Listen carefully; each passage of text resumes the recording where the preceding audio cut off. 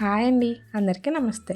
Welcome to అమ్మ అభిరుచి. ఈరోజు చాలా ఈజీగా టేస్టీగా ఉండే క్యారెట్ ఎగ్ ఫ్రై ఎలా చేయాలో చూపిస్తానండి. పిల్లల నుంచి పెద్దవాళ్ళ వరకు అందరూ ఇష్టపడే ఈ రెసిపీ చివరి వరకు చూసేయండి. ముందుగా కావాల్సిన పదార్థాలు ఏంటో చూసేద్దామండి. 2 క్యారెట్లు తురుముకోండి, అలాగే 2 గుడ్లను కూడా తీసుకోండి. ఇందులోకి పోపు దినుసులు 1 స్పూన్ పచ్చెనపప్పు, 1 స్పూన్ మినప్పప్పు, వెల్లుల్లిపాయ రెబ్బలు కొంచెం ఎక్కువ దంచి వేసుకోండి. మన స్పైసీకి తగ్గట్టు ఎండుమిర్చిని అయితే వేసుకోండి. నేను వచ్చేసి 4 ఎండుమిర్చిని అయితే గిల్లి వేసుకున్నానండి. అలాగే 2 రెబ్బల కరివేపాకును కూడా వేసుకోవాలి. స్టవ్ మీద గిన్నె పెట్టి ఆయిల్ని అయితే వేసుకోండి. ఈ రెసిపీకి ఆయిల్ అనేది కొంచెం ఎక్కువ పడుతుందండి. ఆయిల్ వేడెక్కాక గుడ్లను పగలగొట్టుకుని వేసుకోండి. లేదు అంటే ముందుగానే ఒక బౌల్లో గుడ్లను పగలగొట్టి సాల్ట్ కొంచెం కారం వేసుకుని బాగా కలిపేసుకుని ఆయిల్ వేడెక్కాక వేసేసుకోవచ్చండి. లేదు అంటే అదే గిన్నెలో గుడ్లను అయితే పగలగొట్టుకోవాలండి. నూనె ఖచ్చితంగా వేడెక్కాలి. ఆయిల్ వేడెక్కాక గుడ్లను అయితే పగలగొట్టుకోండి. ఇందులోనే చిటికెడు సాల్ట్ వేసుకోండి. అలాగే 1/2 స్పూన్ కారాన్ని కూడా వేసుకొని వెంటనే కదుపుకోకండి. 3 నిమిషాలు ఒకవైపు బాగా వేగింది అనుకున్న తర్వాత అప్పుడు మొత్తం కలిసేంత వరకు కలుపుకోవాలండి. అలానే ఎక్కువసేపు వేపుకొని అవసరం లేదండి. కొంచెం పచ్చివాసన పోయేంత వరకు వేగితే సరిపోతుంది. అలానే బాగా డ్రైగా వేపేసిన ఈ రెసిపీకి బాగోదండి. కాబట్టి కొంచెం పచ్చివాసన పోయి వేగింది అనుకున్న తర్వాత గిన్నె నుంచి సెపరేట్ చేసేసుకోండి. ఇలా వేగింది అనుకున్న తర్వాత తీసేయండి. ఇప్పుడు స్టవ్ మీద గిన్నె పెట్టుకుని ఆయిల్ని అయితే వేసుకోండి.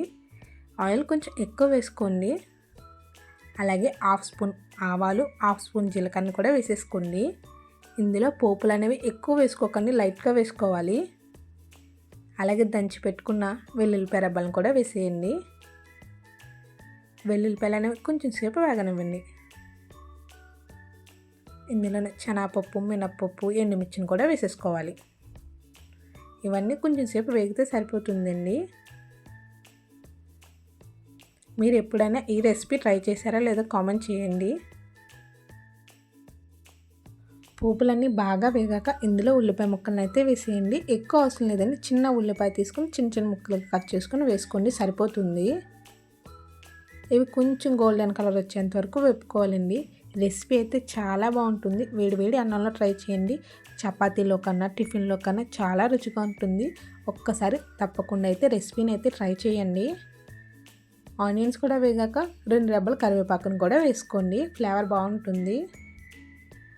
పోపులన్నీ వేగిపోయాక ముందుగా తురుముకున్న క్యారెట్ని అయితే వేసేయండి. పీల్ తీసేసుకుని క్యారెట్ని అయితే తురుముకోవాలండి. 2 క్యారెట్లు అయితే సరిపోతుంది. మన గుడ్లు అలాగే క్యారెట్ అనేది ఈక్వల్ క్వాంటిటీలో ఉండాలండి. క్యారెట్ తురుము ఎక్కువగా ఉన్నా బాగోదండి. అలాగే గుడ్లను కూడా తక్కువగా వేసుకోకండి, ఈక్వల్ క్వాంటిటీలో వేసుకునేలా చూసుకోండి.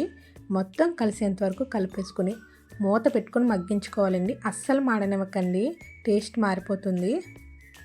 మంటని లో ఫ్లేమ్లో పెట్టుకుని మగ్గించుకోవాలి. ఇందులోనే చిటికెడు పసుపును వేసుకోండి. రుచికి తగ్గట్టు సాల్ట్ని కూడా వేసుకోండి. సాల్ట్ కూడా వేసేసాక మొత్తం ఒక్కసారి పూర్తిగా కలిపేసుకోండి. ఎక్కువసేపు అవసరం లేదండి. క్యారెట్ కూడా క్రిస్పీగా వేగేలా చూసుకోండి. అందుకనే ఆయిల్ అనేది కొంచెం ఎక్కువ వేసుకోమన్నాను. ఒక్కసారి కలిపేసుకొని మూత పెట్టుకొని బాగా మగ్గించుకోండి. క్యారెట్ పచ్చివాసన పోతే సరిపోతుందండి. బాగా మాడనివ్వకుండా చూసుకోండి. అలాగే సాల్ట్ సరిపోయిందో లేదో చెక్ చేసుకోండి.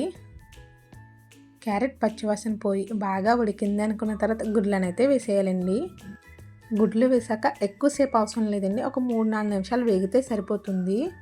మొత్తం బాగా కలుపుకొని క్యారెట్ గుడ్లు బాగా కలిసేంత వరకు ఒక్కసారి కలిపేసుకుని కొంచెం వేగితే సరిపోతుందండి. ఎక్కువసేపు అయితే వేపుకొని అవసరం లేదు.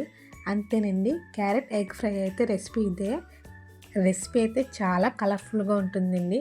ఖచ్చితంగా మీకు నచ్చింది అనుకుంటున్నాను. మీకు కనుక ఈ వీడియో నచ్చితే ఒక్క లైక్ చేయండి. అలాగే మీ ఫ్రెండ్స్కి, ఫ్యామిలీ మెంబర్స్కి కూడా షేర్ చేయండి. ఇంకా ఇలా సింపుల్ అండ్ టేస్టీ రెసిపీల కోసం ఇప్పుడు అమ్మ అభిరుచి ఛానల్ని సబ్స్క్రైబ్ చేసుకోండి. పక్కనే ఉన్న బెల్ ఐకాన్ నొక్కండి.